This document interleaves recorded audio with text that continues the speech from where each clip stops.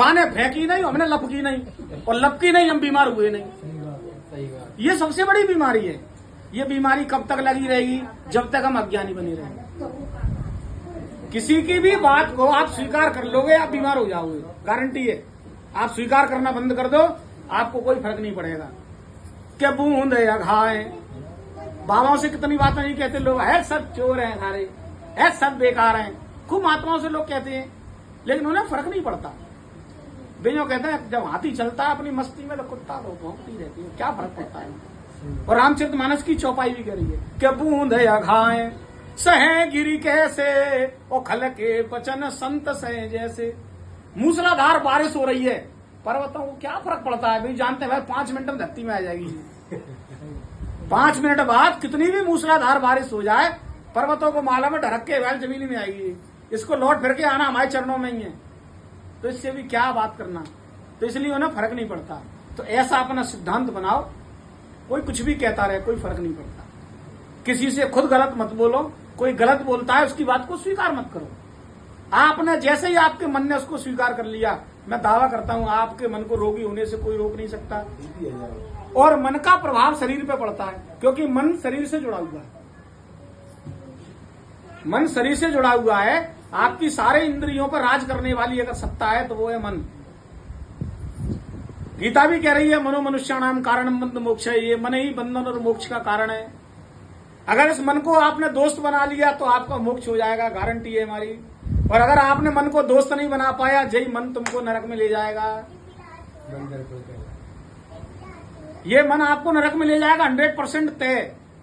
अच्छा, आत्म तत्व का ज्ञान नहीं है, मन ही को सब कुछ मान लेते हैं। आज मन में हलवा खाने की इच्छा है, आज मन वहां जाने की बात कर रहा है, आज हमारा बहुत मन खराब है।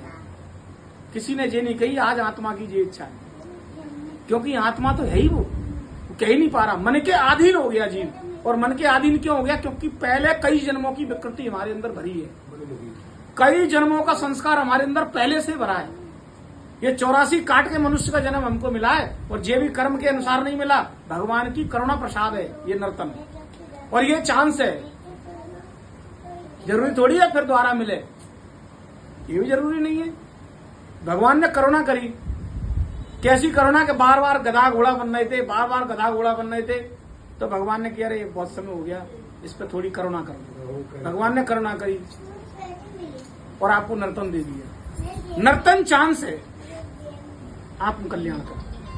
और नर्तन पाने के बाद हम विषयों में लिप्त हो गए कि नर्तन पाए विषय मन देहि, हमने अपना मन विषयों में लगा दिया। उलट सुधा 60 विष कर ले। अगर नर्तन पाके मन को भगवान में लगाते तो अमृत पान कर रही होती है। अमृत पान करने वाला वैसे ही अमर हो जाता है। ऐसा शास्त्र में भी कहा गया ना, बोले देवताओं ने अमृत पान कर लिया इसलिए अमर हैं। और हम क्या कर रहे हैं? हमको भगवान ने नर्तन दिया जो देवों को भी दुर्लभ है। जो नर्तन देवों को भी दुर्लभ है, वो नर्तन भगवान ने हम पे करुणा करके दिया। और नर्तन पाने के बाद हम कर क्या रहे हैं? अपना मन विषयों में लगा रहे हैं। तो विष को महात्मा विष के समान मानते हैं। विषयों को विषय ही तो विष हैं। रोज पी रहे हैं, रोज मर रहे हैं, रोज पी रहे हैं, रोज मर रहे हैं। विषयों में ही हम जीते हैं, विषयों में ही मर जाते हैं। विषयों के अनुसार एक नई अपनी लेखनी से नया इतिहास लिखे जाते हैं। आने के बाद फिर अगला जन्म मिलता है, उन्हीं विषयों के भोग को फिर भोगते हैं। कब तक ऐसे ही करते रहोगे?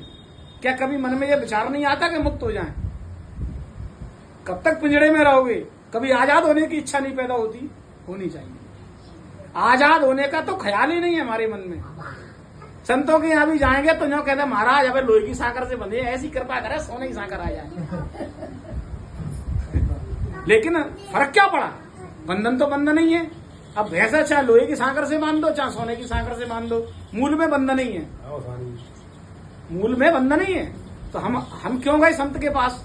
क्यों परमात्मा के पास जाते हैं? इसलिए जाते हैं, हे प्रभु कई जन्मों के संस्कारवश हम ऐसी स्थिति में हैं, हमारे अंदर ज्ञान का एक ऐसी ज्योति जगाओ जिससे हम मुक्त हो जाएं। केवल ज्ञान ही एक ऐसी शक्ति है जिससे आप मुक्त हो सकते हो, अन्यथा कोई साधन आपको मुक्त करने वाला नहीं है। और ज्ञान एक